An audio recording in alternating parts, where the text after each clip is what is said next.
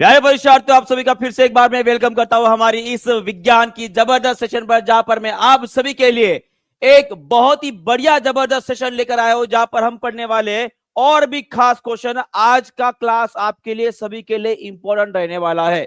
ये पहली बात आप सभी लोग नोट कर लेंगे और सभी को वेरी वेरी गुड आफ्टरनून करता हूं और शुरुआत करती है हमारी आज की क्लास को। थोड़ा भी समय ना बिताते हुए सबसे पहला क्वेश्चन आप सभी का ये रहा। चलिए, 30 सेकंड का टाइम है आपके पास। सभी लोग टिक टिक कराने के पहले आंसर करेंगे और बताएंगे इसका आंसर क्या रहने वाला है। What is the blind spot in the eye? यहां पे बोला गया है कि हमारी आंखों के अंदर काला धब्बा क्या होता है जी। चलिए बताइए। बहुत बढ़िया, लेट्स स्टार्ट। सभी लोग आंसर करेंगे। 7, 6, 5, 4, 3, 2 और 1। चलिए बताइए इसका आंसर क्या था। बहुत बढ़िया, मैक्सिमम लोग देख रहे हैं और बता रहे हैं area with no photoreceptors is the correct answer. यहाँ पे ऑप्शन नंबर 1 जो है आपका सही उत्तर रहेगा, क्योंकि लास्ट टाइम जो बच्चे पेड क्लास से बिलोंग करते हैं उनको भी मैंने बताया था, और कल नहीं परसों का सेशन जो हुआ था वहां पे आपको मैंने बताया था कि हमारी आंखों में एक ऐसी जगह होती है, हमारी आंखों में एक ऐसी जगह होती है जहां पर प्रकाश की किरणें पहुंचने के बाद भी वहां पे प्रतिबिंब नहीं बनता है।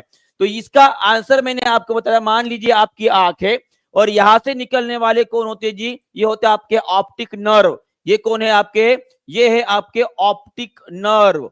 ऑप्टिक नर्व होते हैं ये ऑप्टिक नर्व, और यहां पे होता है आपका रेटिना। यहां पे क्या होता है? रेटिना। और यहां पे होता है आपका आंखों का लेंस। आंखों के लेंस के बारे में सभी लोग कमेंट बॉक्स में लिख देंगे कौन सा लेंस होता है, इसका फोकल लेंथ क्या होता है, मिनिमम डिस्टेंस कितना होता है जहां पे हम आंखों से क्लियर देख सकते हैं। ये सभी बातें बताने की जरूरत नहीं पड़नी चाहिए, तुरंत कमेंट बॉक्स में लिख देना चाहिए। बराबर है? तो ये हो गया लेंस, और लेंस की जो पड़ने वाली रोशनी है वो रेटिना के ऊपर फोकस होगी। पर एक बात मैंने आपको बताया था कि यहां पे इस जंक्शन पे, एक जंक्शन पे एक ऐसा पॉइंट होता है जिसे हम ऑप्टिक डिस्क भी बोलते हैं। क्या बोलते हैं जी? ऑप्टिक डिस्क के नाम से भी जानते हैं। तो वहां पे प्रतिबिंब नहीं बनता। क्या नहीं बनता? प्रतिबिंब नहीं बनता है, क्योंकि यहां पे वो कोशिकाएं नहीं होती है जिसके वजह से हमें दिखाई देता है। सिंपल सी बात है। और इसी चीज को हम क्या बोलते हैं? ऑप्टिक डिस्क के नाम से जानते हैं। क्लियर है? और सभी लोगों ने बहुत बढ़िया डेटा लिख दिया। इसका फोकल लेंथ कितना होता है? लगभग 2.5 सेंटीमीटर होता है। हमारी आंखों का डायमीटर कितना होता है? वो लगभग 23 mm होता है, जिसे हम 2.3 सेंटीमीटर बोलते हैं। और मिनिमम डिस्टेंस जो होता है हम आंखों से क्लियर देख पाते हैं, वो डिस्टेंस होता है आपका 25 सेंटीमीटर। क्लियर है? चलिए बहुत बढ़िया, आगे बढ़ते हैं। चलिए सेकंड क्वेश्चन आप सभी के लिए बताइए इसका आंसर क्या रहेगा। जल्दी जल्दी सेकंड क्वेश्चन आप सभी के लिए, सभी लोग इसका भी आंसर कर देंगे। जल्दी से बताइए इसका आंसर क्या रहेगा। Which vitamin deficiency? अरे क्वेश्चन लीक हो गया थोड़ा सा, कोई नहीं। चलिए बताइए इसका आंसर क्या रहेगा। कौन सा विटामिन के डेफिशिएंसी की वजह से नाइट ब्लाइंडनेस होता है? चलिए देखते कितने लोग सही उत्तर करते हैं। जल्दी जल्दी आंसर करेंगे सभी लोग। इसका आंसर क्या रहेगा? कोई भी गलत नहीं करेगा। और मुझे लगता है कि 30 सेकंड की भी जरूरत नहीं है, 5 सेकंड के अंदर आपका आंसर आना चाहिए। इसका आंसर रहेगा आपका विटामिन ए। क्या रहेगा? विटामिन ए रहेगा। और विटामिन ए को रेटिनॉल और कैरोटीन इन दो नामों से जाना जाता है। और उसी तरह से विटामिन सी को बोला जाता है एस्कॉर्बिक एसिड। क्या बोलते हैं?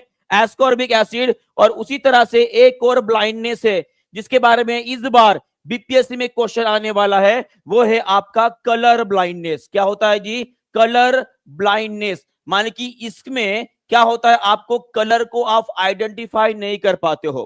ठीक है? और इसमें क्या होता है, ये कौन से विटामिन डिफिशियंसी की वजह से होता है? सभी लोग कमेंट बॉक्स में लिखेंगे।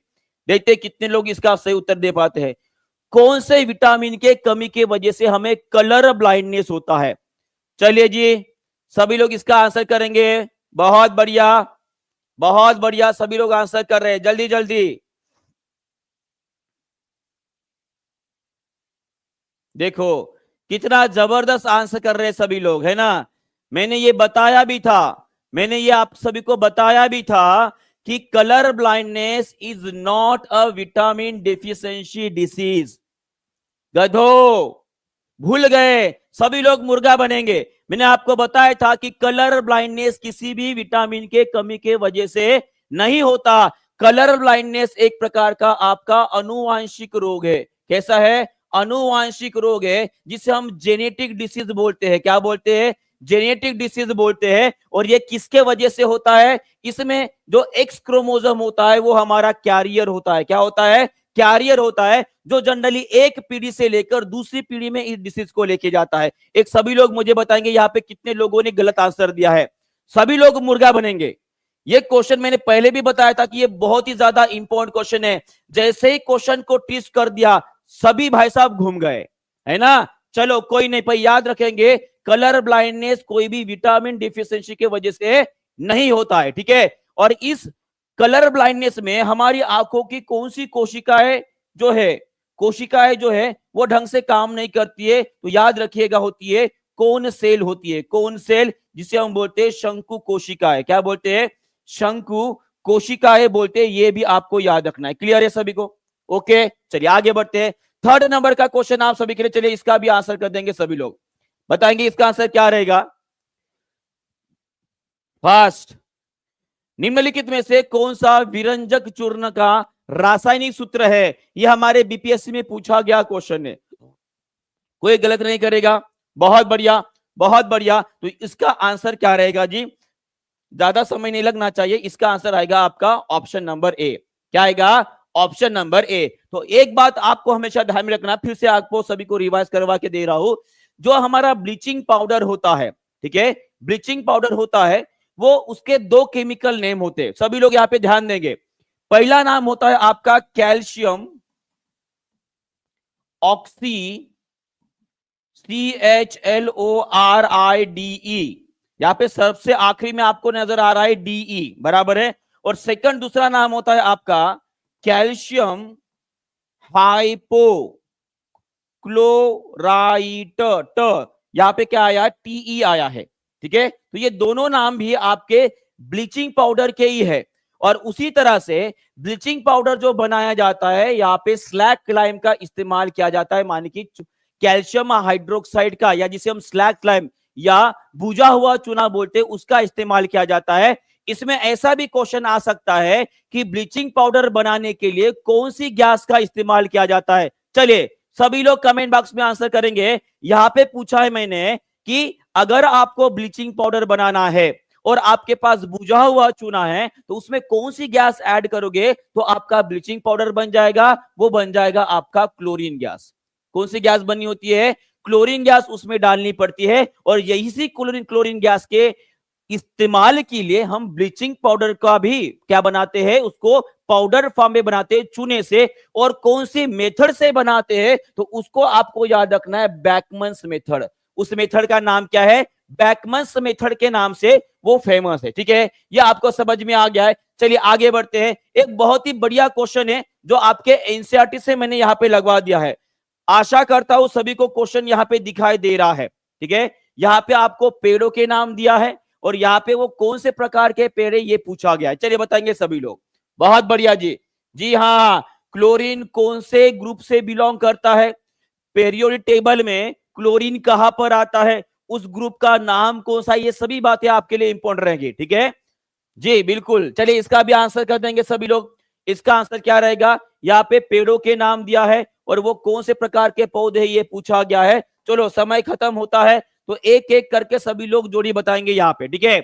अगर मैं मैंगो ट्री की बात कर रहा हूं, माने कि मैं अगर बात कर रहा हूं आम की पेड़ की, अगर मैं आम के पेड़ की बात कर रहा हूं तो आम का पेड़ कैसे होता है? ये ऑटोट्रॉफिक होता है, मान के स्वयंपोषी होता है, बराबर है। तो पहली जोड़ी आ गई एक के साथ आ गई आपकी 3, बराबर है 3। उसके बाद मशरूम। मशरूम कौन सा है? ये एक फंगी माने कि कवक का प्रकार होता है। और कवक किस में आते हैं? कवक आते हैं आपके सैप्रोफिटिक होते हैं जी। कैसे होते हैं? सैप्रोफिटिक होते हैं, माने कि मृत जीवी होते हैं। तो इसका ऑप्शन आ गया ऑप्शन नंबर 4। उसके बाद पिचर प्लांट। चलिए सभी लोग कमेंट बॉक्स में लिखेंगे पिचर प्लांट के बारे में। पिचर प्लांट कैसे होता है? पिचर प्लांट कैसे होता है? चलिए पिचर प्लांट को ही दूसरा नाम क्या है?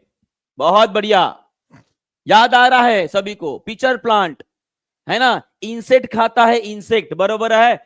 बराबर है, बराबर है। तो आपका आंसर क्या रहेगा? ऑप्शन नंबर 1 आएगा। यहाँ पे क्या आएगा? ऑप्शन नंबर 1 आ जाएगा। अगर मैं कसकुटा की बात करता हूं, कसकुटा माने होता है आपका अमर बेल। और अमर बेल कैसे होता है जी? ये एक प्रकार का पैरासिटिक प्लांट होता है, माने कि विषम पोषी होता है, बराबर है। माने कि इसका आंसर क्या आएगा? डी का आ जाएगा आपका 5। और एलिफेंट माने कि हाथी कैसे होता है जी? ये होता है आपका हेट्रोट्रॉप्स होता है, माने कि परपोषी होता है। तो आपका आंसर आ गया ऑप्शन नंबर 2। किन किन लोगों ने ये सही उत्तर किया है? मैंने कांग्रेचुलेशन। ये क्वेश्चन मैं बोल रहा हूं इस बार बीपीएससी टीआरई 4.0 में छपने वाला है। इस टाइप का एक क्वेश्चन तो भी बीपीएससी टीआरई 4.0 में आने वाला, ये मोस्ट इंपॉर्टेंट है। क्लियर है? चलिए बहुत बढ़िया, मैक्सिमम लोगों ने सही उत्तर किया जी, बहुत बहुत बढ़िया। चलिए आगे बढ़ते हैं। चलिए नेक्स्ट क्वेश्चन आप सभी के लिए, ये हो गया चौथा, ये हो गया आपका 5वां क्वेश्चन। चलिए इसका भी आंसर कर देंगे सभी लोग। टिक रानी शुरू हो चुकी है। यहाँ पे पूछा गया है कि अगर प्रकाश संश्लेषण किया जाता है तो उसके लिए ऊर्जा का मुख्य स्रोत कौन सा है? विद इन 5 सेकंड इसका आंसर आना चाहिए। सभी लोग लाइक करते रहेंगे, शेयर करते रहेंगे और आगे बढ़ते रहेंगे जी। बहुत बढ़िया, बहुत बढ़िया। 1000 के पास बच्चे आ चुके हैं बहुत जल्दी। तो इसका आंसर क्या रहेगा? इसका आंसर रहेगा आपका सनलाइट। क्या रहेगा जी? सनलाइट। सभी लोग मुझे बताएंगे, अगर मैं बात कर रहा हूं रेस्पिरेशन की, अगर मैं बात कर रहा हूं रेस्पिरेशन की, देखिए एक पॉइंट है एक्चुअली जो मैं आपके साथ शेयर करना चाहूंगा। देखिए पौधों के अंदर, है ना, पौधों के अंदर जनरली 2 प्रकार की केमिकल रिएक्शन होती है। एक होता है आपका प्रकाश संश्लेषण, एक होता है आपका प्रकाश संश्लेषण। इसे क्या बोला जाता है? इससे हमें मिलता है ग्लूकोज को पैदा किया जाता है, ग्लूकोज का उत्पादन लिया जाता है, ग्लूकोज। और साथ में इसमें क्या क्या बाहर निकलता है? इसमें आपका ऑक्सीजन और इसमें आपका H2O जो है, ये इसके उत्पाद है। पर वही अगर मैं पौधों के अंदर श्वसन की अगर मैं बात करता हूं, तो पौधों के अंदर कौन से प्रकार का श्वसन होता है? तो आपको याद रखना है, ये होता है आपका वायवीय श्वसन होता है। कौन सा होता है? वायवीय श्वसन होता है, जिसमें ऑक्सीजन की मदद ली जाती है, बराबर है। अगर मैं बात कर रहा हूं श्वसन की, तो श्वसन में आपको क्या मिलता है? देखते हैं कितने लोग सही उत्तर देते हैं। मैंने आपको पूछा है कि पौधों के अंदर जो श्वसन माने कि रेस्पिरेशन होता है, उसके उत्पाद कौन से है? सबसे पहली बात आती है आपकी, इससे हमें ऊर्जा प्राप्ति होती है। पौधों को क्या मिलती है? ऊर्जा प्राप्ति होती है। और ये ऊर्जा प्राप्ति कौन से रूप में होती है? वो होती है आपकी एटीपी के रूप में। किसके रूप में? एटीपी के रूप में। और उसके साथ साथ इसमें से क्या बाहर निकलेगा? इसमें से बाहर निकलेगा आपका कार्बन डाइऑक्साइड। क्या बाहर निकलेगा? Carbon dioxide. ये सभी को क्लियर हो गया है? तो अगर आपको पूछा जाता है, अगर आपको पूछा जाता है प्लांट्स के अंदर ऊर्जा उत्पादन वाली प्रक्रिया कौन सी होती है, कौन सी रिएक्शन होती है? तो इसका आंसर आप क्या करोगे? चलिए बताइए। प्लांट्स के अंदर ऊर्जा उत्पादन के लिए कौन सी प्रक्रिया या कौन सी केमिकल प्रोसेस होती है? तो इसका आंसर सभी लोग करेंगे कमेंट बॉक्स में। बहुत बहुत बढ़िया। तो इसका आंसर रहेगा आपका रेस्पिरेशन माने की श्वसन। रेस्पिरेशन माने की श्वसन। पर वही अगर आपको पूछा जाता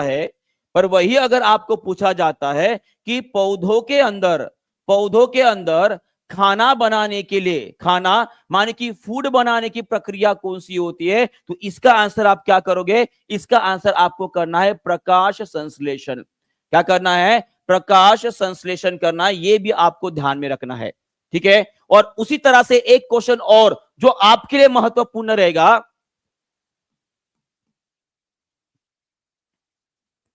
गैर प्रकाशीय प्रक्रिया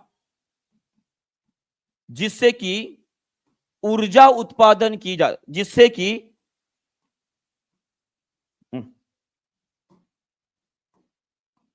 कि जीव ग्लूकोज का उत्पादन करते हैं।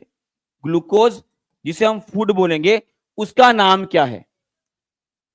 सभी लोग इस शब्द के ऊपर ध्यान दें। गैर प्रकाशीय प्रक्रिया, गैर प्रकाशीय प्रक्रिया जिसके माध्यम से या जिसके मदद से कोई भी जीव ग्लूकोज या फूड का उत्पादन करता है, उसका नाम क्या है? बहुत बढ़िया अथर जी, मैं एक्सपेक्ट कर रहा था कि आप आंसर दोगे। इसका नाम क्या जी? इसे बोला जाता है केमोसिंथेसिस। इसे हम क्या बोलेंगे? केमोसिंथेसिस बोलेंगे। और ये केमोसिंथेसिस करने वाले जीव कौन होते हैं? वो जीव मतलब होते हैं आपके जीवाणु होते हैं, जिन्हें हम क्या बोलते हैं जी? उन्हें बोलते हैं हम बैक्टीरिया। उन्हें हम क्या बोलते हैं? बैक्टीरिया। क्लियर है? चलिए, बहुत बहुत बढ़िया, बहुत बढ़िया। ठीक है, ये क्लियर है सभी को? क्लियर है सभी को? चलिए, बहुत बहुत बढ़िया। और उसी तरह से अगर मैं आपको पूछूं, अगर मैं आपको पूछूं कि फोटोसिंथेसिस की केमिकल रिएक्शन क्या है, देखते हैं कितने लोग इसको बैलेंस कर पाते हैं। आप सभी को पता है कार्बन डाइऑक्साइड का इस्तेमाल किया जाता है, H2O का इस्तेमाल किया जाता है, यहाँ पे पौधों के अंदर का क्लोरोफिल होता है, और प्रकाश का इस्तेमाल कर कर यहाँ पे आपका C6H12O6 बनता है, और साथ में इसमें क्या बाहर निकलता है? ऑक्सीजन बाहर निकलता है। तो एक बात मुझे बताइए, यहाँ पे कितने कार्बन डाइऑक्साइड का इस्तेमाल किया जाता है? यहाँ पे कितने H2O का इस्तेमाल किया जाता है? यहाँ पे कितने ग्लूकोज के मॉलिक्यूल बनते हैं? और यहाँ पे कितने ऑक्सीजन के मॉलिक्यूल बाहर निकलते हैं? सभी लोग एक एक करके आंसर देंगे, देखते हैं कितने लोग सही उत्तर देते हैं। चलिए, बहुत बढ़िया, इसी तरह से आंसर करना है। तो इसका आंसर क्या रहेगा जी? एकदम सिंपल सा आंसर है। बहुत बढ़िया। यहाँ पे कितने कार्बन डाइऑक्साइड आएंगे? 6 आएंगे। क्यों आएंगे? क्योंकि यहाँ पे C6 लिखा है, कार्बन हमें 6 चाहिए। अगर मैं H2O के बारे में बात करता तो हमें कितने हाइड्रोजन चाहिए? यहाँ पे हमें 12 हाइड्रोजन चाहिए। तो यहाँ पे लिख दो 6। 6 कार्बन डाइऑक्साइड और 6 पानी के मॉलिक्यूल इस्तेमाल किए। और कितने कितने ग्लूकोज के मॉलिक्यूल बनेंगे? ये बनेगा केवल एक ग्लूकोज का मॉलिक्यूल बन रहा है। और उसी तरह से कितने ऑक्सीजन मॉलिक्यूल हो रहे? देखो यहाँ पे कितने हो रहे? ये हो गए 12, 12, ये हो गए 6, 18, ये हो गए 6, C6H12O6। हाँ, सभी लोग मुझे बताएंगे इसमें कितने ऑक्सीजन के मॉलिक्यूल बाहर निकलेंगे? चलिए बताइए फास्ट।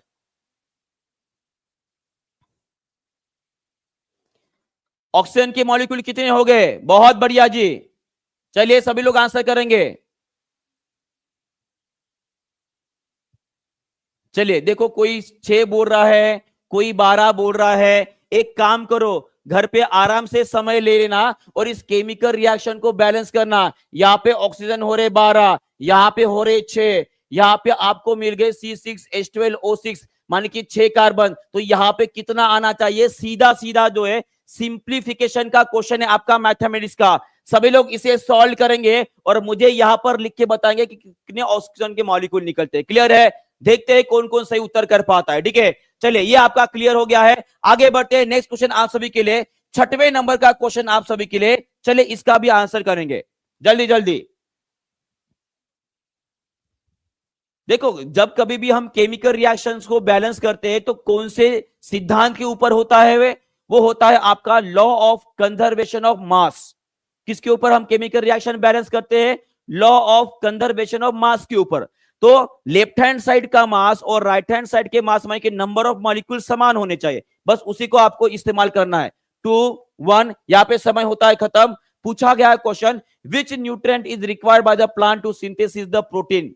इसका आंसर क्या दिया आपने? बहुत बढ़िया, इसका आंसर रहेगा आपका, सही बात बोले, नाइट्रोजन। क्या रहेगा? नाइट्रोजन। सभी लोग मुझे बताएंगे कि पौधों के अंदर जो प्रमुख पोषक तत्व होते हैं, जो प्रमुख पोषक तत्व होते हैं, उन प्रमुख पोषक तत्वों का नाम क्या है? चलिए देखते हैं कितने लोग इसका सही उत्तर कर पाते हैं। चलिए जल्दी जल्दी। बहुत बढ़िया जी, इसका आंसर रहेगा आपका NPK। ये सभी के सभी क्या है? नाइट्रोजन, फास्फोरस और आपका पोटेशियम। ये तीनों के तीनों आपके प्रमुख पोषक तत्वों में गिने जाते हैं, जो पौधों को उनकी ग्रोथ करने में मदद करते हैं। बराबर है? अगर मैं बात करूंगा और एक और चीजों की, ये मैग्नीशियम कहां पर इस्तेमाल किया जाता है? कोई बता सकता है? ये मैग्नीशियम का काम कौन सा होता है पौधों के अंदर? और ये जनरली आपको ग्रीन पौधों के अंदर पाया जाता है। तो मैग्नीशियम जो है एक प्रमुख तत्व होता है, किसका जी? क्लोरोफिल का। किसका? क्लोरोफिल का। और ये आपको सर्वाधिक किसमें पाया जाएगा? जो पौधों के पत्ते होते हैं, उन पत्तों में आपको मैग्नीशियम सर्वाधिक मिलेगा। और उसी तरह से जो आपके स्टोमेटा होते हैं, जो आपके स्टोमेटा होते हैं, जिन्हें हम क्या बोलते हैं जी, रंध्र बोलते हैं। क्या बोलते हैं? रंध्र बोलते हैं। तो इन रंध्रों में कौन से मिनरल या कौन सा खनिज तत्व पाया जाता है? तो वो होता है आपका पोटेशियम होता है। कौन सा होता है? पोटेशियम होता है। ये क्लियर है सभी को? चलिए बहुत बहुत बढ़िया, आगे बढ़ते हैं। उसके बारे में थोड़ी सी इंफॉर्मेशन आपको बताना चाहूंगा। देखिए, मैक्रो न्यूट्रिएंट्स में केवल केवल एनपीके ही नहीं आता है, सर्वाधिक इसेंशियल में कौन कौन आता है? जैसे कि मैंने अभी अभी बताया है कि कार्बन डाइऑक्साइड, है ना, कार्बन डाइऑक्साइड प्लस पानी, इन दोनों को इस्तेमाल कर कर क्या बनाते हैं? खाना बनाया जाता है, बराबर है। तो ऑब्वियस है यहां पे कार्बन आ गया, हाइड्रोजन और oxygen, they are the most essential element for the plant. याद रखेगा, क्योंकि पृथ्वी के ऊपर अगर किसी जीव ने जन्म लिया है तो उसे खाना खाना ही है। अगर वो खाना नहीं खाएगा तो उसे ऊर्जा नहीं मिलेगी, और अगर किसी भी प्रक्रिया करने को ऊर्जा अगर प्राप्त नहीं होती है तो ऑब्वियस है वो जीव या वो लिविंग थिंग ज्यादा देर तक जिंदा नहीं रह पाता है। तो याद रखेगा, सेकेंडरी ग्रोथ और बाकी चीजों के लिए आपको एनपीके लग रहा है, पर अगर मोस्ट इसेंशियल एलिमेंट अगर आपको पूछे जाते हैं पौधों के लिए, तो रहेंगे आपके कार्बन, उसके बाद हाइड्रोजन, और उसके बाद रहेंगे आपके ऑक्सीजन। ये क्लियर है सभी को? क्लियर है जी? क्लियर है? क्लियर है। चलिए बहुत बहुत बढ़िया। और बाकी के जितने भी एलिमेंट्स होते हैं वो सभी के सभी आपके माइक्रो न्यूट्रिएंट्स में गिने जाते हैं। किस में गिने जाते हैं? माइक्रो न्यूट्रिएंट्स में गिने जाते हैं। ठीक है, क्लियर है। चलिए बहुत बहुत बढ़िया, आगे बढ़ते हैं। नेक्स्ट क्वेश्चन आपका ये रहा, आपका 7वें नंबर का क्वेश्चन। सभी लोग इसका भी आंसर कर देंगे जल्दी से। और जैसे ही 15 क्वेश्चन हो जाते हैं सभी लोग अब कमेंट बॉक्स में आपके मार्क्स भी बताएंगे कितने मिले हैं। निम्नलिखित में से कौन सा गुण क्लोरोप्लास्ट का है जो इसे आत्म प्रतिकृति के लिए सक्षम बनाता है? मोस्ट इंपोर्टेंट क्वेश्चन, मार्क कर दो इसे। मोस्ट इंपोर्टेंट क्वेश्चन, मार्क कर दो इसे। बहुत बढ़िया, सभी लोग आंसर कर रहे हैं, लाइक शेयर करते रहेंगे, बहुत जबरदस्त तरीके से आंसर करें। तो इसका आंसर क्या रहेगा जी? इसका आंसर रहेगा presence of DNA and RNA both. बहुत बहुत बढ़िया। और उसी तरह से मुझे बता देंगे कि इसी तरह से क्लोरोप्लास्ट के अलावा और कौन सा सेल ऑर्गन है जिसके अंदर खुद का डीएनए और आरएनए होता है? चलिए बताएंगे, दो उस चीजों के नाम बताएंगे सभी लोग, दो और चीजें जिनके अंदर खुद का डीएनए और आरएनए होता है। बहुत बढ़िया जी। डीएनए, यहाँ पे तो डीएनए आरएनए चला गया ना, मैंने पूछा है ऐसी और कौन सी सेल ऑर्गेनेल है जिसके अंदर आपका खुद का उसका डीएनए और आरएनए मिलेगा? तो सबसे पहला यहां पर आ जाएगा आपका माइटोकॉन्ड्रिया। क्या आ जाएगा? माइटोकॉन्ड्रिया आ जाएगा। और दूसरा रहेगा आपका न्यूक्लियस, सेल का न्यूक्लियस, जिसे हम केंद्रक भी बोलते हैं। क्या बोलते हैं? केंद्रक बोलते हैं। और माइटोकॉन्ड्रिया को क्या बोला जाता है जी? माइटोकॉन्ड्रिया क्या बोला जाता है? कोशिका का ऊर्जा, ऊर्जा का घर इसे बोला जाता है, powerhouse of the cell बोला जाता है, पावर हाउस ऑफ सेल बोला जाता है। ये आपको क्लियर है? चलिए बहुत बढ़िया, बहुत बहुत बढ़िया। कोई मुझे बता सकता है, कोई मुझे बता सकता है क्या मानव शरीर के अंदर कोई ऐसी कोशिकाएं है जिनके अंदर माइटोकॉन्ड्रिया नहीं पाया जाता है? कोई बता सकता है? मानव शरीर के अंदर क्या ऐसी कोई कोशिका है? देखिए, मानव शरीर की अगर मैं सेल्स की बात करूं तो जनरली हम बोलते कि हर कोशिका में आपको माइटोकॉन्ड्रिया मिलेगा, पर ऐसा कोई है जिसके अंदर आपको माइटोकॉन्ड्रिया नहीं मिलेगा? जी हाँ, बिल्कुल पूनम जी, आपने सही उत्तर दिया है। उसका आंसर है आपका आरबीसी, रेड ब्लड सेल जो होते हैं उनके अंदर ना ही माइटोकॉन्ड्रिया होता है, ना ही माइटोकॉन्ड्रिया होता है, ना ही इनके अंदर न्यूक्लियस होता है, और ना ही इनके अंदर राइबोसोम होता है, ना ही इनके अंदर राइबोसोम होता है। इसका मतलब क्या है जी? ये एक्चुअली इन्हें बोला जाता है नॉन न्यूक्लिएटेड सेल बोला जाता है। क्या बोला जाता है? नॉन न्यूक्लिएटेड सेल बोला जाता है। क्लियर है सभी को? चलिए बहुत बहुत बढ़िया, आगे बढ़ते हैं। 8वें नंबर का क्वेश्चन आप सभी के लिए, ये तो हमने देख लिया, ठीक है। चलिए आगे बढ़ते हैं। 8वें नंबर का क्वेश्चन आप सभी के लिए, चलिए इसका भी आंसर कर देंगे। सभी लोग लाइक शेयर कमेंट करते रहेंगे और आगे बढ़ते रहेंगे जी। बहुत बढ़िया, 1500 के ऊपर बच्चा आना चाहिए। हमने टारगेट तो वैसे 2000 का रखा है, पर कल से छुट्टी पर चले गए ऐसे लग रहा है ना? लाइक किए कि नहीं लाइक किए? लाइक भी करते रहियो। बहुत बढ़िया, बहुत बढ़िया, 1000 लाइक के पास पहुंच रहे हैं। 1300 बच्चे लाइव आ चुके हैं। चलिए अभी सभी लोग इसका भी आंसर कर देंगे। पूछा गया है, समय खत्म, ठीक है। निम्नलिखित में से कौन सा पोषक तत्व पौधों की वृद्धि के लिए आवश्यक सूक्ष्म पोषक तत्व के रूप में सूक्ष्म पोषक तत्व बोला गया है, माइक्रो न्यूट्रिएंट बोला गया है। तो हमने पढ़े हैं, वर्गीकृत किया जाता है तो याद रखेगा, नाइट्रोजन, फास्फोरस और पोटेशियम, ये तीनों के तीनों आपके प्रमुख पोषक तत्व रहेंगे। प्रमुख, जिसे बोलते हैं हम मैक्रो न्यूट्रिएंट्स बोलते हैं। और यहाँ पे जो एक ऑप्शन आपको नजर आ रहा है वो है आपका आयरन, मान की लोहा, और यही आपका उत्तर भी रहेगा, यही आपका उत्तर भी रहेगा। अगर आपको मैं पूछूं कि पौधों के अंदर ऐसा कौन सा उसका ऑर्गन या कौन सा ऐसा अंग होता है जिसमें सर्वाधिक आयरन पाया जाता है, कोई बता सकता है? तो मैं आपको बताना चाहूंगा कि पौधों के अंदर का लगभग 90% आयरन आपको कहां पर मिलता है, सर्वाधिक कहां पे मिलता है? तो वो मिलता है आपको कहां पे? पत्तों में मिलता है। किस में मिलता है? पत्तों में मिलता है। ये आपको याद रखना है। क्लियर है? बहुत बढ़िया जी, बहुत बहुत बढ़िया, ठीक है। और ऐसी कौन सी सब्जी है या कौन सी ऐसे ऐसे क्या बोलेंगे, सब्जी ही बोलूंगा, जिसमें सर्वाधिक आयरन पाया जाता है, तो वो उसका आंसर रहेगा आपकी पालक की सब्जी। पालक में सर्वाधिक आयरन पाया जाता है, और आयरन हमारे शरीर के लिए बहुत ही ज्यादा इंपॉर्टेंट होता है। हमारे शरीर के अंदर जो हीमोग्लोबिन होता है, जो हीमोग्लोबिन होता है, वो हीमोग्लोबिन बनाने में हम आयरन का इस्तेमाल करते हैं। और अगर आपके शरीर में आयरन की अगर कमी हो गई तो इसके कमी की वजह से एनीमिया नाम का डिसीज होता है। कौन सा होता है? एनीमिया नाम का डिसीज होता है। ये भी आपको ध्यान में रखना है। क्लियर है? चलिए बहुत बहुत बढ़िया, आगे बढ़ते हैं। एक आपके लिए होमवर्क दे रहा हूं, सभी लोग मुझे बताएंगे पालक के अंदर कौन सा एसिड होता है, ठीक है। यह आप सभी के लिए होमवर्क रहे। सभी लोग कमेंट बॉक्स में लिखेंगे डिस्क्रिप्शन क्लास खत्म होने के बाद, ठीक है। चलिए 9th नंबर का क्वेश्चन आप सभी के लिए, सभी लोग इसका भी आंसर कर देंगे। चलिए बताइए। टिक टिक रानी शुरू हो चुकी है, टिक टिक रानी शुरू हो चुकी है। पौधों में प्रकाश संश्लेषण के बारे में निम्नलिखित में से कौन सा सही है? क्वेश्चन को अच्छे से पढ़कर आंसर करेंगे जी सभी लोग।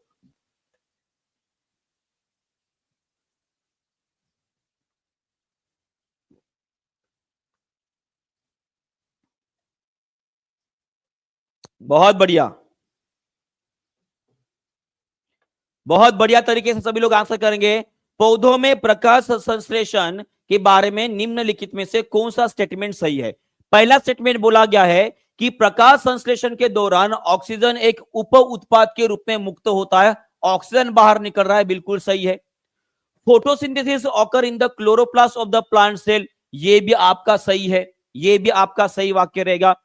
Photosynthesis does not require water, ये आपका गलत स्टेटमेंट रहेगा, बराबर है। तो ऑब्वियस है, दो स्टेटमेंट यहां पे सही है, तो आपका आंसर रहना चाहिए more than one of above. क्या रहेगा? More than one of above is the correct answer. वही अगर फोटोसिंथेसिस की एक और मैं बात और खासियत में आपको बताना चाहूंगा, यहां पे हम इस्तेमाल करते 6 कार्बन डाइऑक्साइड के मॉलिक्यूल और 6 आपके पानी के मॉलिक्यूल इस्तेमाल करके मैं एक ग्लूकोज का मॉलिक्यूल बना रहा हूं, C6H12O6। और यहां पे मैंने आपको क्वेश्चन मार्क के साथ बताया कि इसमें कितने ऑक्सीजन बाहर निकलते हैं, वो आपका होमवर्क है, ठीक है। मैं आपको यह बताना चाहूंगा, अगर आपको पूछा जाता है कि पौधों के अंदर जो ग्लूकोज मॉलिक्यूल बनाया जाता है वो कौन से मॉलिक्यूल का इस्तेमाल कर कर या कौन से एलिमेंट का इस्तेमाल कर कर किया जाता है, तो याद रखिएगा कार्बन डाइऑक्साइड का क्या होता है यहां पे जी, इसमें हाइड्रोजन ऐड हो रहा है।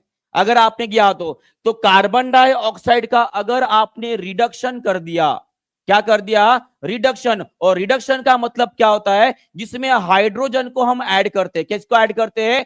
हाइड्रोजन को ऐड करते हैं। आप देख पा रहे हो यहां पे कार्बन ऑक्सीजन, कार्बन ऑक्सीजन, इसमें एक्स्ट्रा कौन आ गया है? हाइड्रोजन आ गया। तो याद रखिएगा कार्बन डाइऑक्साइड का रिडक्शन अगर मैंने कर दिया तो मुझे क्या मिलेगा? ग्लूकोज के मॉलिक्यूल मिलेंगे। क्या मिलेंगे? ग्लूकोज के मॉलिक्यूल मिलेंगे। और उसी तरह से अगर मैंने ये ऑक्सीजन मॉलिक्यूल के बारे में पूछा तो आप क्या बोलोगे? वो बनेगा आपके पानी के मॉलिक्यूल से। और यहाँ पे ऑक्सीजन आपका बाहर निकल रहा है, तो मुझे बताओ यहाँ पे ऑक्सीजन वहां पे मिल रहा है, तो यहाँ पे हाइड्रोजन मैंने माइनस कर दिया ना, हाइड्रोजन क्या कर दिया? माइनस कर दिया। तो सभी लोग कमेंट बॉक्स में लिखेंगे कि आपके पानी के मॉलिक्यूल का आपने क्या कर दिया, तो आपको ऑक्सीजन मॉलिक्यूल यहां पे बाहर मिल रहा है। चलिए देखते हैं कितने लोगों का दिमाग चलता है फास्ट। बहुत बढ़िया करुणा जी, सबसे पहला आंसर आया करुणा रे जी का, बहुत बढ़िया। प्रीति जी ने भी आंसर दिया है, बहुत बढ़िया। करुणा जी, राधे जी, सभी लोगों ने आंसर दे दिया है। तो यहां पे हमने क्या किया जी, उसका ऑक्सीडेशन किया है। क्या किया है? ऑक्सीडेशन किया है, क्योंकि removal of hydrogen is also known as the reduction. Clear है? चलिए आगे बढ़ते हैं। 9th नंबर का क्वेश्चन हो गया था, आगे बढ़ते हुए 10th नंबर के क्वेश्चन पे ऊपर पहुंच गए हैं। सभी लोग इसका भी आंसर करेंगे, बताइए इसका आंसर क्या रहेगा, फास्ट। बहुत बढ़िया क्वेश्चन, मैंने बोला था ये आज का सेशन आपके लिए बहुत ही ज्यादा इंपॉर्टेंट रहने वाला है। और ये सभी के सभी इंपॉर्टेंट क्वेश्चन जो प्लांट फिजियोलॉजी से पूछा जाता है, प्लांट फिजियोलॉजी माने कि पादप कार्यकी जिसे बोलते हैं, ठीक है, उससे मैंने ये सभी क्वेश्चन निकाले हैं। चलिए बताएंगे सभी लोग इसका आंसर क्या रहेंगे। कोरोना जी नहीं जी, रवि जी, करुणा जी, है ना। करुणा कितना अच्छा नाम है भाई, कोरोना बोल दिए। हाँ, तो इसका आंसर क्या रहेगा? कोशिका में ऊर्जा उत्पादन के लिए कौन सा कोशिकांग उत्तरदायी होता है? तो उसका आंसर रहेगा आपका माइटोकॉन्ड्रिया। सभी लोग कमेंट बॉक्स में लिखेंगे कि ये राइबोसोम से क्या बनता है। ये गोल्जी एपरेटस, जिसे हम गोल्जी तंत्र के नाम से भी जानते हैं, उसका काम कौन सा होता है कोशिका के अंदर? चलिए बताएंगे सभी लोग। अगर मैं राइबोसोम की बात कर रहा हूं तो राइबोसोम, इसे प्रोटीन बनाने की फैक्ट्री बोला जाता है। राइबोसोम क्या बनाता है? प्रोटीन बनाता है। क्या बनाता है? प्रोटीन बनाता है। और आपको यह भी याद रखना है कि ये राइबोसोम जो प्रोटीन बनाते हैं वो प्रोकैरियोटिक और यूकैरियोटिक में अलग अलग नंबर के पाए जाते हैं।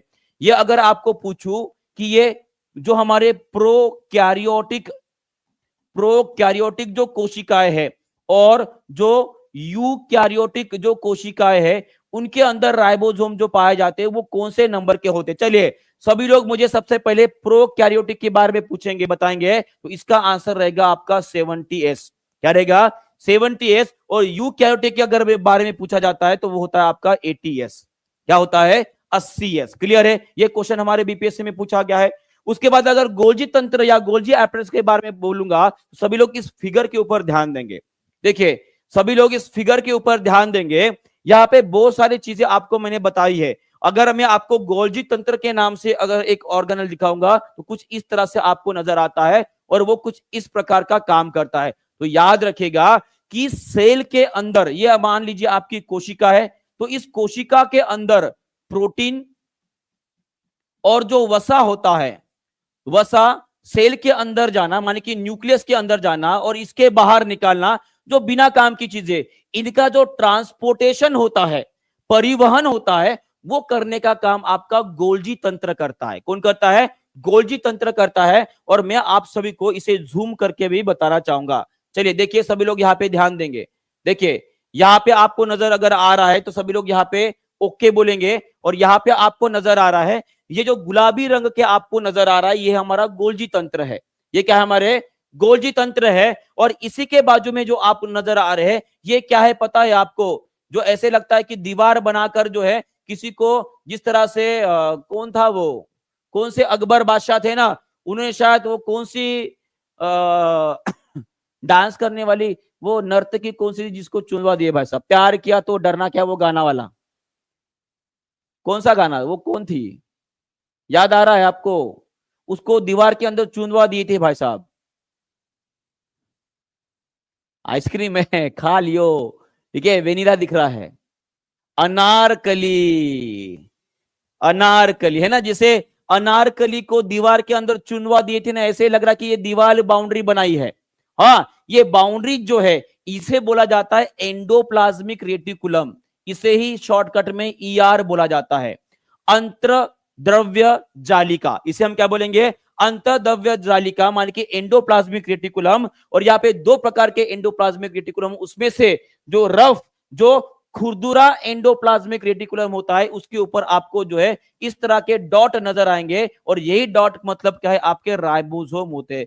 तो अगर आपको पूछा जाता है राइबोसोम कहां पर पाए जाते हैं, राइबोसोम कहां पर पाए जाते, तो आपका आंसर क्या रहना चाहिए? ये खुरदुरे अंतर्द्रव्य जालिका जो होती है, जिसे हम रफ एंडोप्लाज्मिक रेटिकुलम बोलते हैं, उनके ऊपर पाए जाते हैं। ठीक है, क्लियर है? क्लियर है? चलिए बहुत बहुत बढ़िया। और यहीं पे बनने वाला, ठीक है, यहीं पे बनने वाला जो प्रोटीन है, उसके पैकिंग का काम किया जाता है आपका एंडोप्लाज्मिक रेटिकुलम। फिर वो पैकिंग करके किसके पास भेजा जाता है? वो भेजा जाता है आपको गोल्जी एपेटस के पास।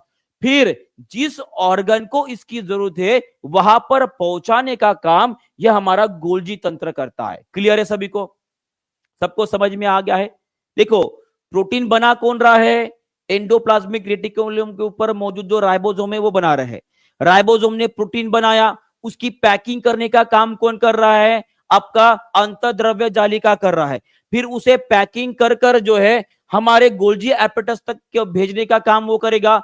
फिर गोल्जी तंत्र क्या करता है? उसके बाद जो प्रोटीन आया है किसको लग रहा है? जैसे कि मान लीजिए किसी मंदिर में जाने के बाद, है ना, किसी मंदिर में जाने के बाद ऐसे लाइन से जो लोग बैठते हैं, फिर उनको प्रसाद बांटा जाता है ना, भाई तू ले ले, लगता है क्या तो तू भी ले ले, लगता है क्या तू भी ले ले। तो लगने के बाद देने वाला कौन होता है? यह आपका गोल्जी तंत्र होता है। सब अब समझ में आया सबको?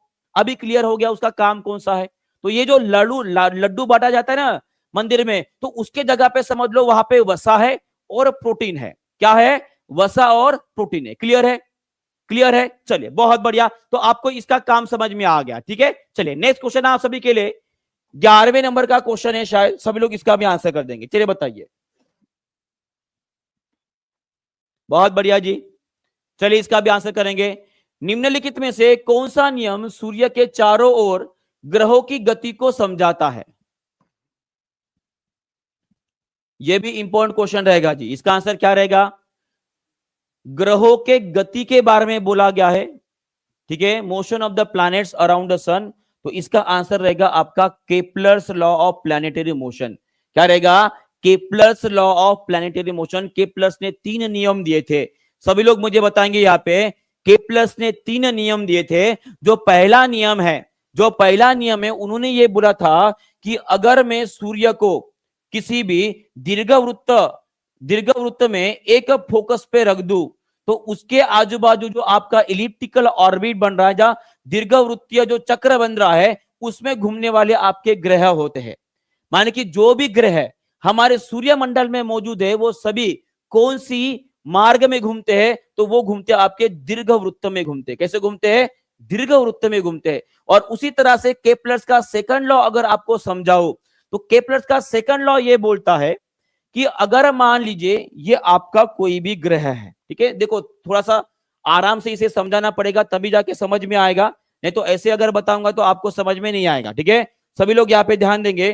केपलर्स का दूसरा नियम ये बोलता है कि कोई भी ग्रह जब सूरज के पास होता है तो उसकी घूमने की गति ज्यादा होती है, घूमने की गति ज्यादा होती है। पर वही अगर सूरज से दूर हो, तो दूर जब होता है तो उसकी घूमने की गति जो होती है वो कम होती है। कैसी होती है? कम होती है। तो केपलर्स ने इसे प्रूफ कैसे किया? इसे प्रूफ किया गया है एक इक्वल एरिया लॉ के हिसाब से। लॉ ऑफ इक्वल एरिया बोला जाता है इसे। सर कैसे? देखिए, मान लीजिए जैसे मैंने आपको बताया कि ग्रह की गति जो सूरज के पास ज्यादा होती है, तो मान लेते हैं हमारी पृथ्वी जो है वो 6 महीने में यहां से यहां पर आई है। कहां पर आई है? यहां से यहां पर आई। तो अगर आप सूरज के साथ रेडियस जोड़ दोगे तो इतना एरिया इसका बन रह गया। ठीक है, मान लेते हैं इसे एरिया A1 मान लेते हैं। इसे क्या मानते हैं? एरिया A1 मानते हैं। वही अगर मान लेते हैं यहां पर हमारी धरती है और 6 महीने में उसने कम डिस्टेंस कवर किया, क्योंकि वहां पे गति कम है। तो ऑब्वियसली यहाँ पे अगर मैं इन लाइन को जोड़ दूं तो यहाँ पे भी आपको एक एरिया, एक क्षेत्रफल नजर आ रहा है। तो केपलर्स का कहना यह होता है कि अगर मैं कोई भी 2 पोजीशन के बीच में उस इलिप्टिकल ऑर्बिट में या दीर्घवृत्त जो आपका मार्ग बना है उसके अंदर अगर 2 कोई भी एरिया निकालता हूं, तो उन 2 क्षेत्रफल हमेशा इक्वल रहेंगे। A1 is equal to A2 रहेगा। A1 इज इक्वल टू क्या रहेगा? A2 रहेगा। क्लियर है? ये समझ में आ गया है? क्लियर है? ओके, चलिए बहुत बढ़िया। और उसके बाद तीसरा नियम क्या बोलता है? तीसरा नियम ये बोलता है कि इस दीर्घवृत्त में घूमने का जो समय विधि उसका स्क्वायर होता है वो सीधे अनुपात में होता है उसके एवरेज रेडियस के क्यूब के साथ, या इसे ही लिखा जाता है आर क्यूब। इसे क्या लिखा जाता है? स्मॉल आर का क्यूब लिखा जाता है। और जितने भी देखो, एक बात हमेशा आपने देखा होगा, एक बात आपने हमेशा देखा होगा कि जो ग्रह जो ग्रह सूरज के पास होता है, जैसे कि बुध है, बराबर है, सबसे पास नजदीक कौन है, बुध है, तो उसका घूमने का गति यानी कि उसका साल सबसे कम होता है। जो एक चक्कर कंप्लीट लगाता है उसे हम क्या बोलते हैं, एक साल बोलते हैं। जिसकी हमारी धरती का एक साल कितने दिनों में कंप्लीट होता है, लगभग 365 दिन और 6 घंटे में कंप्लीट होता है। वही बुध का लगभग 50 या 55 दिन के आसपास है। इसका मतलब यही है, सूरज के पास जितने ग्रह होते हैं, जितना ज्यादा वो पास रहेगा, उसके घूमने की गति उतनी ही ज्यादा होती है। और जैसे जैसे वो दूर जाएंगे, उनकी घूमने की गति कम होती जाती है, और वो ज्यादा समय लगाते हैं अपना एक चक्कर कंप्लीट करने के लिए, बराबर है। यह आपको पता है ना, वही लॉ इसके हिसाब से बताया गया है, और वही लॉ यहां पे भी अप्लाई करता है। जो ग्रह सूर्य के एकदम पास होता है, उसका टाइम पीरियड, जो अवधि जो होता है, वो कम होता है, सीधी बात है। क्लियर है, क्लियर है, चलिए बहुत बढ़िया, आगे बढ़ते हैं। नेक्स्ट क्वेश्चन आप सभी के लिए ये रहा आपका 13th नंबर का क्वेश्चन आप सभी के लिए। चलिए बताइए इसका आंसर क्या रहेगा। यहाँ पे समय रानी थोड़ी सी रुक गई है, क्योंकि उनको पता था कि ये कंसेप्ट समझाने में सर का थोड़ा बहुत समय जाने वाला है, और मुझे लगता है कि आप सभी को समझ में आ गया है। क्लियर है, चलिए बहुत बढ़िया, बहुत बढ़िया। तो इसका आंसर अगर पूछा जाता है कि केपलर का पहला नियम, जहां पे प्लैनेट्स की ऑर्बिट का शेप कौन सा होता है, तो आपका आंसर रहेगा इलिप्टिकल ऑर्बिट। कौन सा रहेगा, दीर्घवृत्तीय, बराबर है। चलिए आगे बढ़ते हैं। 14th नंबर का क्वेश्चन आप सभी के लिए, सभी लोग इसका भी आंसर कर देंगे। केपलर के सेकंड लॉ को क्या कहकर भी बुलाया जाता है। चलिए जल्दी जल्दी लाइक करेंगे, शेयर करते रहेंगे, आगे बढ़ेंगे। जी बताइए इसका आंसर क्या रहने वाला है, फास्ट। अभी तक 1000 लाइक पूरे नहीं हुए हमारे, है ना। 1300 के ऊपर, लगभग 1400 के आसपास बच्चे यहाँ पे देख रहे हैं, और आधे लाइक ही हुए हैं।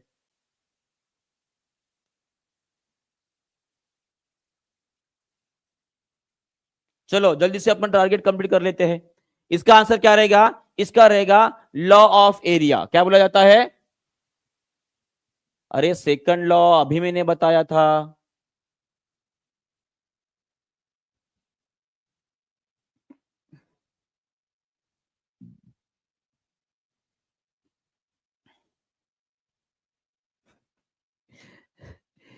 केपलर्स का second law A1 is equal to A2 था, उसे लॉ ऑफ एरिया बोला जाता है। अगर पूछा जाता आपको केपलर्स के थर्ड नियम के बारे में, केपलर्स थर्ड लॉ के बारे में अगर पूछा जाता है, तो उसका रहेगा आपका लॉ ऑफ पीरियड। क्या रहेगा, लॉ ऑफ पीरियड। सभी लोग भाई साहब पलट गया अपने आंसर से, ठीक है, मैंने यहाँ पे देख लिया आपको। चलिए नेक्स्ट क्वेश्चन, कोई नहीं, नेक्स्ट क्वेश्चन आपका 15th नंबर का क्वेश्चन। चलिए इसका भी आंसर कर देंगे सभी लोग। चलिए बताएंगे जी इसका आंसर क्या रहेगा।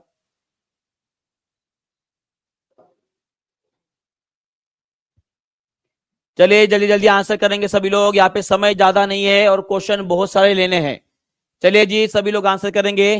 केपलर्स का दूसरा नियम indicate that the planet moves fastest when it is, अभी बताया मैंने कि जब कभी भी कोई भी ग्रह सूर्य के पास होता है या सूरज के पास होता है, तो उसकी गति कैसी रहेगी जी, उसकी गति ज्यादा रहेगी। तो यहाँ पे फास्ट गति कहां पर होती है ये पूछा गया है, तो क्लोजेस्ट टू द सन। जब कभी भी कोई भी ग्रह सूरज के पास रहेगा, वहां पर उसकी गति ज्यादा रहेगी। क्या रहेगी, ज्यादा रहेगी। क्लियर है, चलिए बहुत बढ़िया। और जब कभी भी फारदेस्ट फ्रॉम द सन रहता है, माने कि जब कभी भी दूर होता है, तो वहां पे गति कैसे रहेगी, घूर्णन गति जो है वो घूमने की गति क्या रहेगी, गति कम रहती। कैसे रहती है, कम रहती। क्लियर है, चलिए 16 नंबर का क्वेश्चन हो गया। 17 नंबर का क्वेश्चन आप सभी के लिए, सभी लोग इसका भी आंसर कर देंगे, बताएंगे इसका आंसर क्या रहेगा। चलिए सभी लोग इसका भी आंसर कर देंगे, इसका आंसर क्या रहने वाला है, fast. What is the mode of nutrition in which organism prepare their own food? एकदम सिंपल सा क्वेश्चन है, इसका आंसर आपका ऑटोट्रोफिक रहेगा। कोई यहाँ पे दिक्कत नहीं आनी चाहिए किसी को। जो कोई भी खुद का खाना खुद बनाता है, उसे हम क्या बोलेंगे जी, स्वयं पोषी बोलेंगे। सभी लोग मुझे ये बताएंगे, देखते कितने लोग जो है सही उत्तर दे पाते हैं। जो आपके ऑटोट्रोपिक न्यूट्रिशन वाले जो भी जीव होते हैं, वो हमारे, अगर मैं फूड चेन की बात करूं या फूड पिरामिड की अगर मैं बात करूं, तो उस फूड पिरामिड में वो कौन से स्थान पर होते हैं, कौन से स्थान पर होते हैं, और उसी तरह से उनका ट्रॉपिक लेवल क्या होता है, देखते हैं कितने लोगों को याद आता है। चलिए बताइए। बहुत बढ़िया। तो सभी लोग मुझे इसके बारे में बताएंगे कि जो ऑटोट्रॉपिक न्यूट्रिशन, जो स्वयं पोषी होते जैसे कि पौधे हो गए, वो हमारे जो हमारा फूड पिरामिड है वहां पर कौन से स्थान पे होते हैं? ये होते हैं हमारे प्रोड्यूसर के स्थान पर। प्रोड्यूसर जिसे हम उत्पादक बोलते हैं, क्या बोलते हैं? उत्पादक बोलते हैं। और कौन से ट्रॉपिक लेवल पर होते हैं? तो वो होते हैं आपके फर्स्ट ट्रॉपिक लेवल के ऊपर। सभी लोग मुझे बताएंगे, अगर मैंने आपको टाइगर के बारे में पूछा, मोना मैम ने आपको बहुत अच्छे से पढ़ाया है फूड चेन फूड वे, मुझे पता है, सभी लोग मुझे कमेंट बॉक्स में आंसर करेंगे टाइगर ये कौन से लेवल में पाया जाता है और इसका ट्रॉपिक, वही ट्रॉपिक लेवल क्या होता है?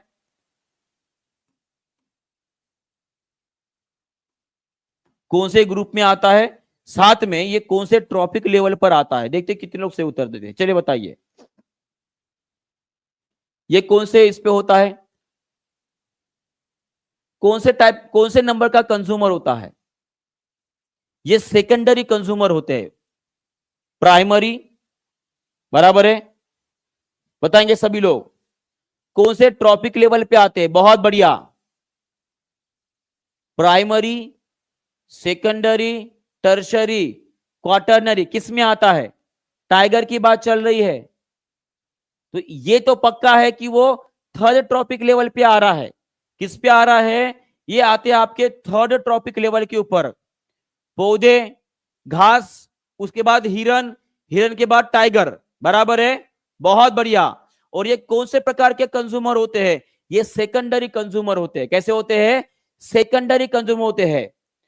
प्रोड्यूसर, उसके बाद प्राइमरी कंज्यूमर, उसके बाद होते हैं सेकेंडरी कंज्यूमर। तो ये आते हैं आपके सेकेंडरी कंज्यूमर में। किसमें आते हैं? सेकेंडरी कंज्यूमर, माने कि द्वितीयक उपभोक्ता जिसे बोला जाता है। क्या बोला जाता है? द्वितीयक उपभोक्ता होते हैं। क्लियर है? क्लियर है। चलिए, इसके बाद एक और क्वेश्चन मैं आपको पूछता हूं, देखते हैं कितने लोग सही उत्तर दे पाते हैं। मैं अगर आपको पूछूं जू प्लैंकटन के बारे में, अब आधे से ज्यादा लोगों को तो इसके बारे में पता भी नहीं होगा, शायद आधे से ज्यादा इसके बारे में पता भी नहीं होगा। ठीक है, तो मुझे बताएंगे जिनको पता है कि ये जू प्लैंकटन ये कौन से नंबर के उपभोक्ता है या कंज्यूमर है और ये कौन से ट्रॉपिक लेवल पर आते हैं। चलिए देखते हैं।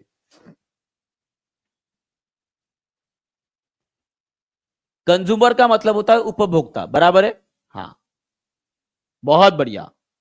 और यहां पे सभी लोगों ने सही उत्तर देते हुए कुछ लोगों ने बहुत ही ज्यादा गलत उत्तर दिया है। तो मैं आपको बताना चाहूंगा, अगर मैं किसी भी जलीय जलीय इकोसिस्टम की बात करूंगा, जिसे हम लेक सिस्टम भी बोलते हैं, क्या बोलते हैं? लेक सिस्टम की अगर मैं बात करता हूं, तो जू प्लैंकटन के पहले कौन आते हैं जी? जू प्लैंकटन के पहले आते हैं आपके फाइटोप्लैंक्टन। कौन आते हैं? फाइटोप्लैंक्टन आते हैं। और ये फाइटोप्लैंक्टन जो है तो होते हैं, ये एक्चुअली आपके प्रोड्यूसर्स होते हैं। ये कौन होते हैं? आपके प्रोड्यूसर्स होते हैं। और ये आते हैं आपके फर्स्ट ट्रॉपिक लेवल के ऊपर। कहां पे आते हैं? फर्स्ट ट्रॉपिक लेवल के ऊपर। और इन फाइटोप्लैंक्टन जो एक प्रकार के पौधे होते हैं, जलीय पौधे होते हैं, उनके ऊपर पलने वाले जो छोटे छोटे ऑर्गेनिज्म और छोटे छोटे जीव होते हैं, उनको बोला जाता है जू प्लैंक्टन। और ये मैं किसकी बात कर रहा हूं? जलीय परिसंस्था की बात कर रहा हूं, माने कि वाटरी इकोसिस्टम या लेक्स इकोसिस्टम की बात कर रहा हूं। तो जू प्लैंक्टन फाइटोप्लैंक्टन के ऊपर जिंदा बसते, उनको खाकर जिंदा होते हैं। तो ऑब्वियस है ये आते हैं आपके सेकंड ट्रॉपिक लेवल के ऊपर आते हैं। और ये आपके प्राइमरी कंज्यूमर होते हैं। कैसे होते हैं? प्राइमरी कंज्यूमर होते हैं, माने कि इनको बोला जाता है प्राथमिक उपभोक्ता बोला जाता है। अभी सबको समझ में आ गया है? अभी सबको समझ में आ गया है? और इस साल पक्का बोल रहा हूं, इसके ऊपर एक क्वेश्चन है। देखो, मैं आगे जाके आगे पीछे नहीं बोल रहा हूं, मैं बिल्कुल प्रूफ के साथ बताता हूं। क्योंकि इस साल बीपीएससी में एक क्वेश्चन पूछा गया था कि महासागरों, सॉरी, कि हमारे पृथ्वी के ऊपर जो सर्वाधिक ऑक्सीजन आता है वो कहां से आता है? कहां से आता है? ये क्वेश्चन इस बार बीपीएससी में पूछा गया। कितने लोगों को पता है कि सर ये क्वेश्चन आया है? आया है कि नहीं आया है? आया है ना? आया है। तो ऑब्वियस है बीपीएससी जिस टॉपिक के ऊपर क्वेश्चन नया शुरुआत करता है उसके आजू बाजू वो पूछने की कोशिश करता है। तो अगर वो पूछ रहा है कि पृथ्वी के ऊपर सर्वाधिक ऑक्सीजन कहां से आता है, हमें पता है वो महासागरों से आता है। कहां से आता है? हमारे महासागरों से आता है। और ये महासागरों में ये जो ऑक्सीजन आपका आ रहा है कहां से आ रहा है? ये फाइटोप्लैंक्टन क्या करते हैं? फोटोसिंथेसिस करते हैं। और फोटोसिंथेसिस करके उससे जो निकलने वाला ऑक्सीजन होता है वही ऑक्सीजन हमारे धरती के ऊपर कितना परसेंट होता है? लगभग 70% ऑक्सीजन वहां से आता है। कहां से आता है? महासागरों से आता है। समझ में आया सभी को? क्लियर है? चलिए बहुत बढ़िया। उसके बाद कौन से नंबर का क्वेश्चन? 17 नंबर का क्वेश्चन था। आगे बढ़ते हैं, आपका 18 नंबर का क्वेश्चन आप सभी के लिए। चलिए बताएंगे इसका आंसर क्या रहेगा। टिक टिक रानी शुरू हो चुके हैं, सब लोग इसका भी आंसर करेंगे जल्दी से।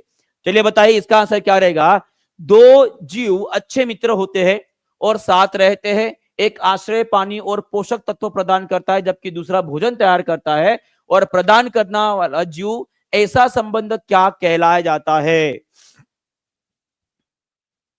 चलिए एकदम इजी क्वेश्चन है, मुझे पता है आप आंसर दे दोगे, पर यहां पे मैं आपको बताना चाहूंगा इसका आंसर रहेगा आपका सहजीव संबंधी। उसे क्या बोला जाता है? सहजीव संबंधी बोलते हैं। और इसका एक उदाहरण बड़ा ही फेमस है। उसका उदाहरण क्या है? चलो सभी लोग कमेंट बॉक्स में लिख दो, मैं नहीं लिखूंगा, सभी लोग कमेंट बॉक्स में लिख देंगे उसका उदाहरण क्या है। बहुत अच्छा सा जो हमने बार बार पढ़ा है, बार बार पढ़ा है, ठीक है। और जो उदाहरण आपके मन में आ रहा है सभी लोग मुझे बताएंगे कि यहाँ पे आश्रय, पानी और पोषक तत्व देने वाला वो सहजीव संबंध में से पहला जीव कौन सा है, और यहाँ पे जो दूसरा जीव जो भोजन तैयार करता है वो कौन है?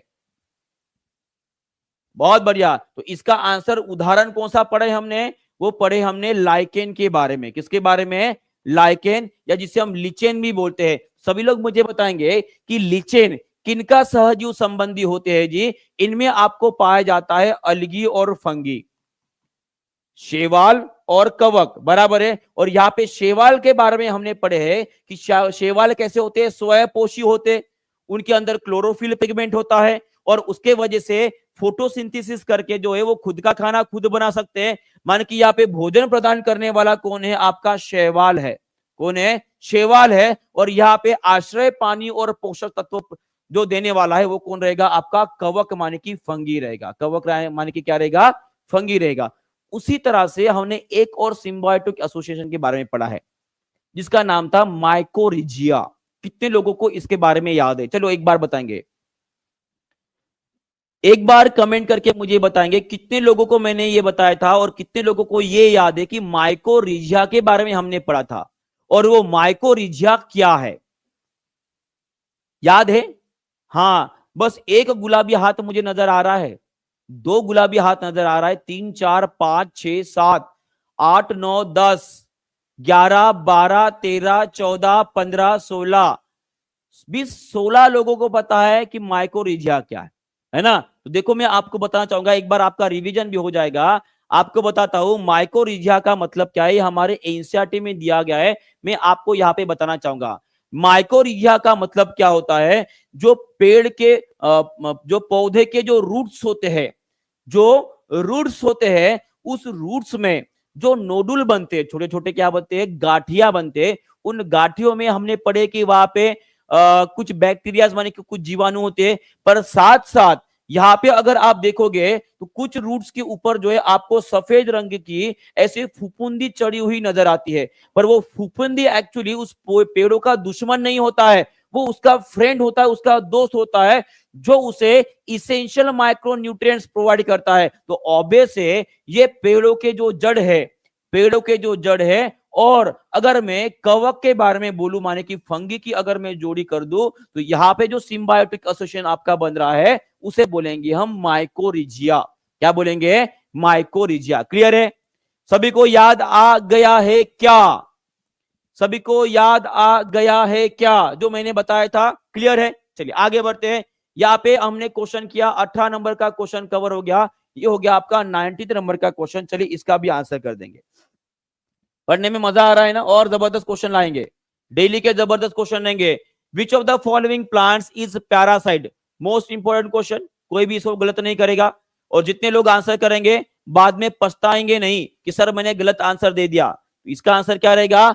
बहुत बढ़िया, इसका आंसर रहेगा आपका कसकुटा, जिसे हम अमरबेल के नाम से जानते हैं। और सभी लोग मुझे बताएंगे, फिर से एक बार रिपीट कर रहा हूं, जो हमारे कीटभक्षी पौधे होते हैं, जो कीटभक्षी पौधे होते हैं, कीटभक्षी पौधे होते हैं, कीटभक्षी पौधे होते हैं, इन पौधों को कौन से नंबर के कंज्यूमर पाया जाता है और इसका ट्रॉपिक लेवल क्या होता है?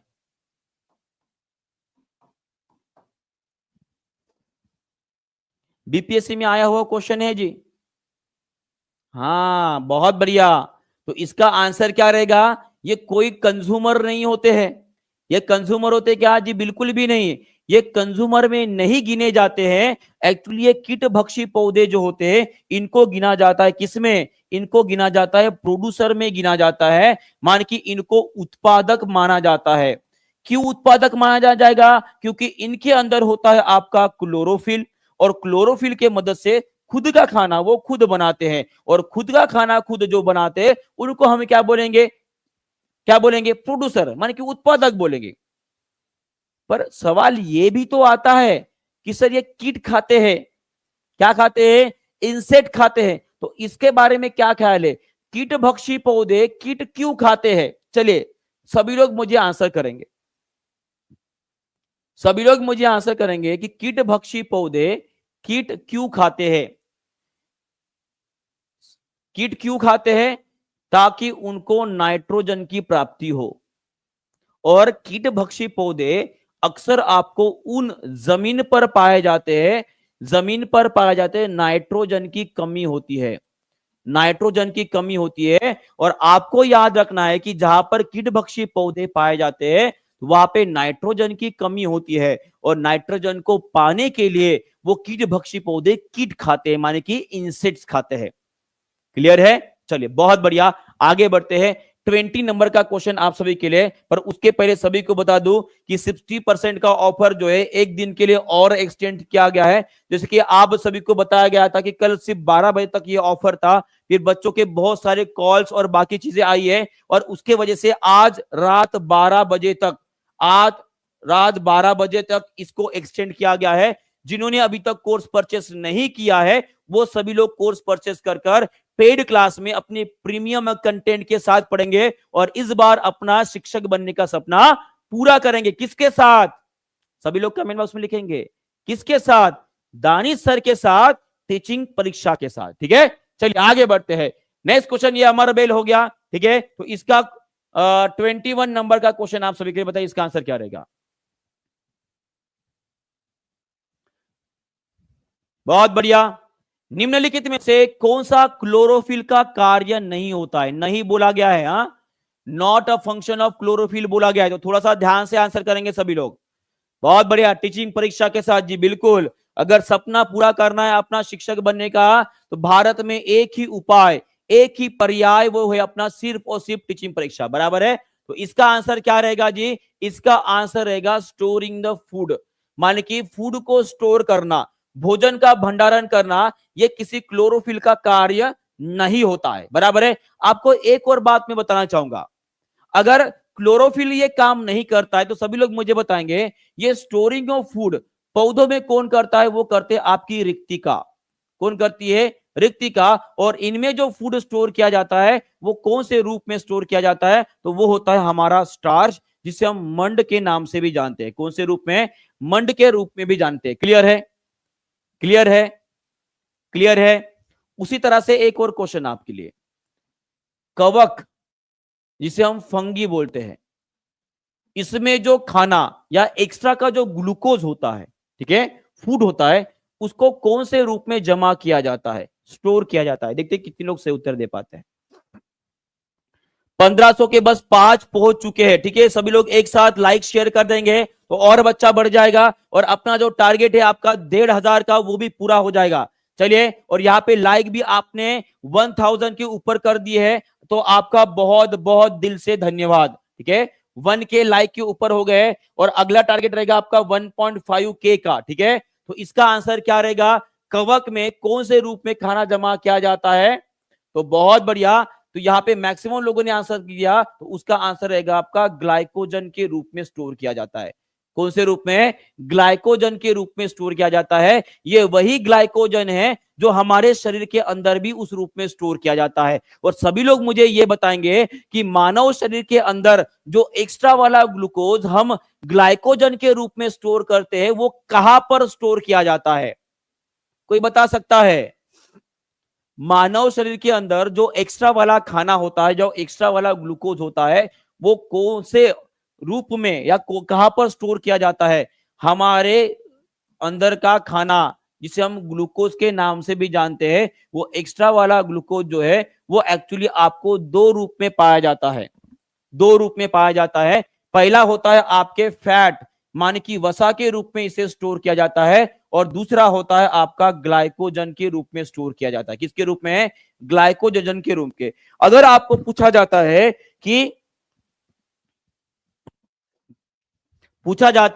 कि ये फैट या वसा कहां पर स्टोर किया जाता है, तो आपका आंसर क्या रहेगा? वो आंसर आना चाहिए आपके एडिपोस टिश्यू। एडिपोस टिश्यू, या जिसे बोलेंगे हम एडिपोस ऊतक के नाम से जानते हैं। ठीक है, वसा ऊतक भी बोलते हैं। और ग्लाइकोजन के रूप में अगर पूछा जाता है तो ये स्टोर किया जाता है हमारे लीवर में। और उसी तरह से जो हमारी मांसपेशिया की जो कोशिकाएं होती है, तो वहां पे भी थोड़ा बहुत स्टोर किया जाता है। ठीक है, तो इतनी बातें आपको याद रखना है। मैक्सिमम स्टोर किया जाता है आपके लीवर में। मैक्सिमम कहां पे स्टोर किया जाता है? लीवर में। और कोई मुझे बता सकता है, देखते हैं कितना दम है आप में, कौन चैलेंज एक्सेप्ट करता है? सबसे पहले मैं आपको चैलेंज देना चाहूंगा।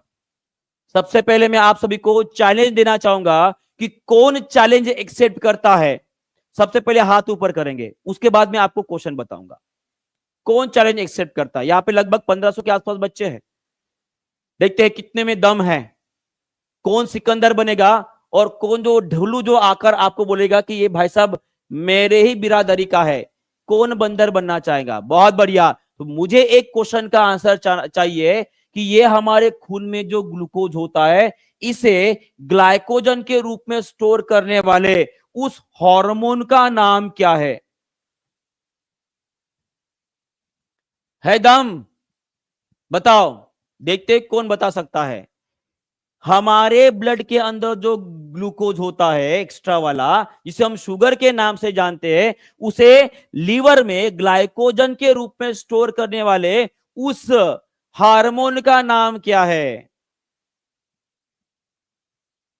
मुझे पक्का पता था यहां पे गड़बड़ होने वाली है, इसलिए मैंने सबसे पहले आपको उतारा बाटली में।